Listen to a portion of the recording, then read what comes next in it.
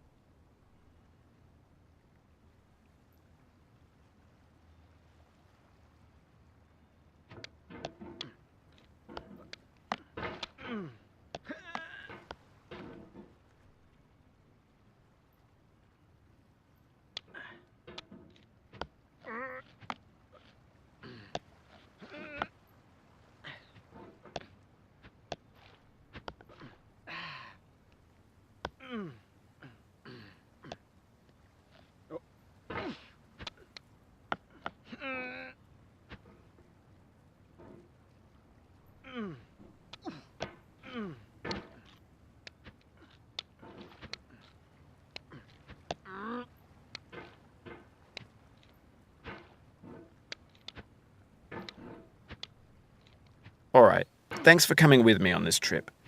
I'll understand if you have to take a break at any point. Just find a safe place to stop and quit the game. And don't worry, I'll save your progress, always. Even your mistakes.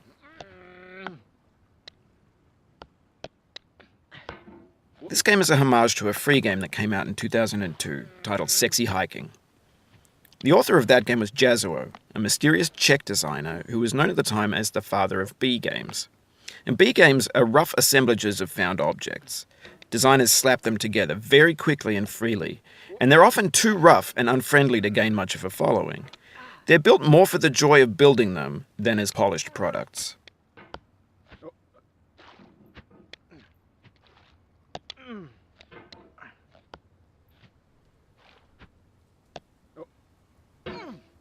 Oh, you just lost a lot of progress.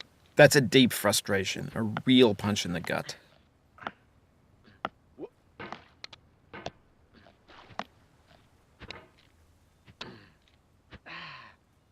In a certain way, Sexy Hiking is the perfect embodiment of a B game.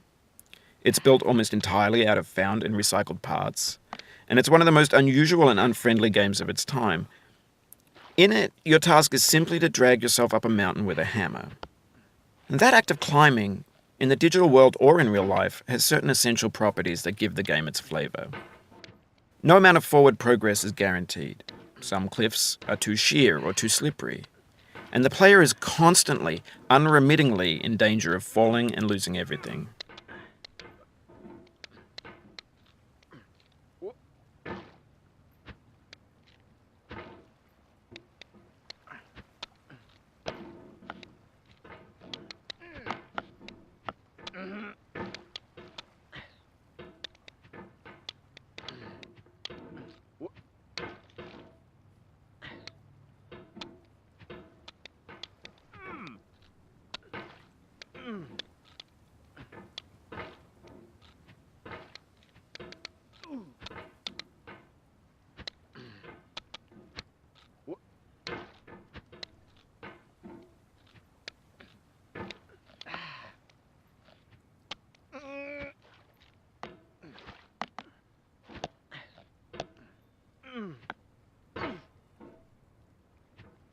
Oof, sorry about that.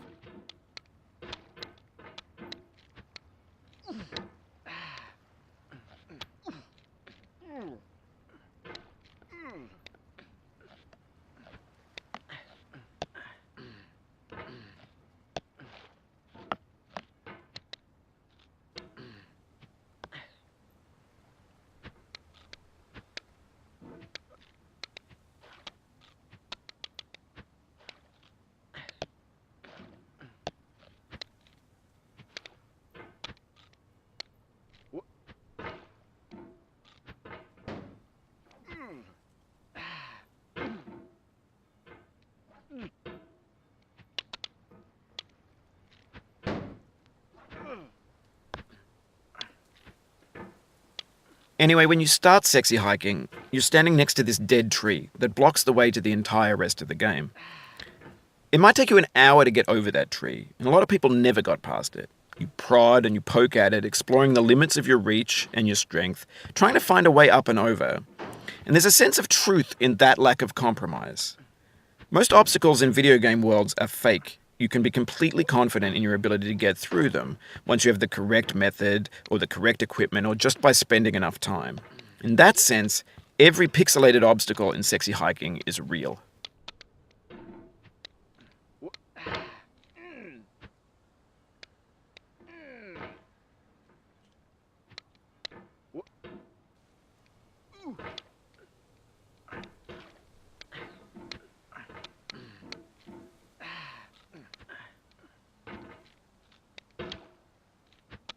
The obstacles in sexy hiking are unyielding, and that makes the game uniquely frustrating.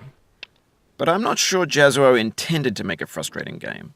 The frustration is just essential to the act of climbing, and it's authentic to the process of building a game about climbing. A funny thing happened to me as I was building this mountain. I'd have an idea for a new obstacle, and I'd build it, test it, and it would usually turn out to be unreasonably hard. But I couldn't bring myself to make it easier. It already felt like my inability to get past the new obstacle was my fault as a player rather than as a builder. Imaginary mountains build themselves from our efforts to climb them, and it's our repeated attempts to reach the summit that turns those mountains into something real.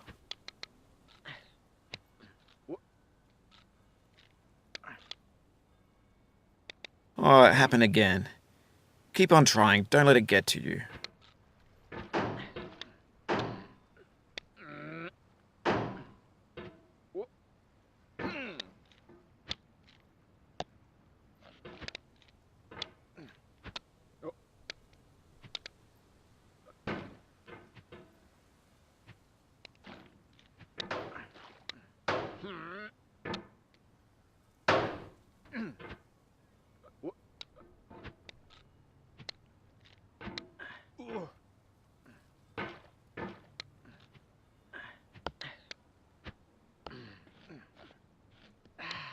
No.